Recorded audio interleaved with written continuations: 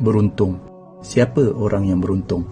Manusia sentiasa bercakap-cakap yang seorang tu beruntung. Dia ada rumah, dia ada kereta, dia ada kerja, dia ada pasangan yang cantik, dia ada anak-anak, dia ada jawatan, dia ada kawan-kawan yang hebat-hebat. Ni semuanya untung. Tapi hanyalah untung dunia dan tak perlu didengkikan.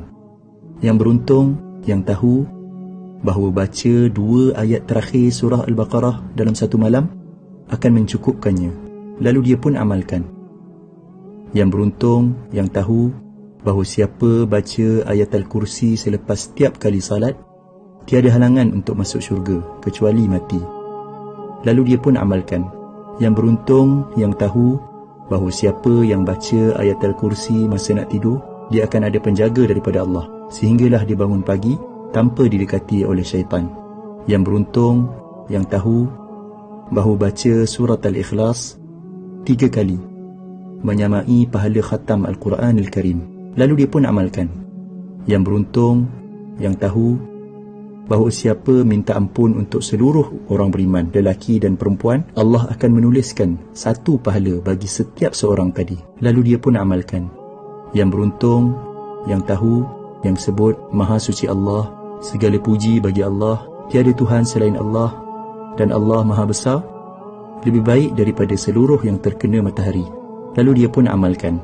Yang beruntung, yang sebut tiada Tuhan selain Allah, satu-satunya, tiada sekutu baginya. Baginyalah kerajaan dan kepujian. Dialah yang menghidupkan, dialah yang mematikan, dan dialah maha berkuasa atas segala sesuatu. 10 kali selepas salat maghrib dan 10 kali selepas salat subuh, sebelum dia mengubah kedudukan kakinya, menyamai pahala membebaskan 4 orang hamba daripada anak-anak Nabi Ismail AS. Lalu dia pun amalkan. Yang beruntung, yang tahu, yang siapa yang sebut ketika mendengar azan, Ya Allah, Tuhan yang menguasai seruan azan yang sempurna ini dan salat yang didirikan, kurniakanlah kepada Muhammad kedudukan yang tinggi dan terpuji, dan bangkitkanlah dia di kedudukan yang terpuji yang telah engkau janjikan. Dia akan mendapat syafaat Nabi Muhammad sallallahu alaihi wasallam pada hari kiamat. Lalu dia pun amalkan.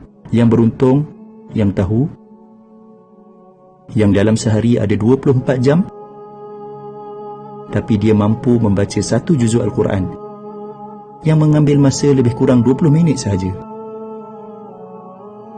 Yang beruntung, yang tahu, yang waktu duha ada lebih kurang 6 jam dan dia mampu untuk solat 2 rakaat duha yang biasanya tak sampai 5 minit pun. Yang beruntung, yang tahu, yang waktu malam ada hampir 11 jam dan dia mampu untuk salat witir 1 rakaat yang mungkin tak sampai 3 minit pun.